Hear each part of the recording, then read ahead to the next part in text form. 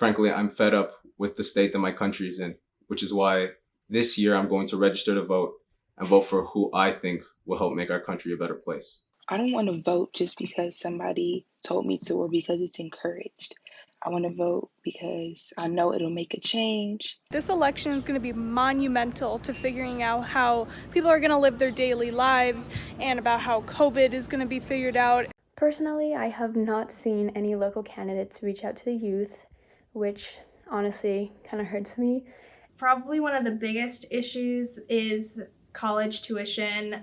Basically, the U.S. is on fire, and how are we going to deal with it? Rejoining the climate change accord, raising the minimum wage, and investing in green energy. Nowadays, I think about politics constantly because it gives me anxiety that our democracy is getting stripped away and that human rights are continuing to be violated. A lot of high schoolers really are capable of having a knowledgeable vote, especially with internet and information being as accessible as it is.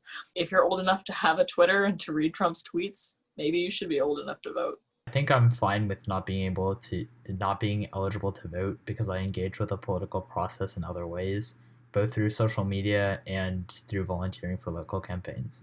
We can still engage in our democracy by going to city council meetings. Recently, I've been sending out postcards about propositions and just getting out the vote and things like that. I'm also trying to figure out how to volunteer at polling booths in my community. I do engage in democracy here in America by protesting and critiquing the way that this country is led, and these are all big factors into what a democracy is. Democracy has become a little bit of a joke.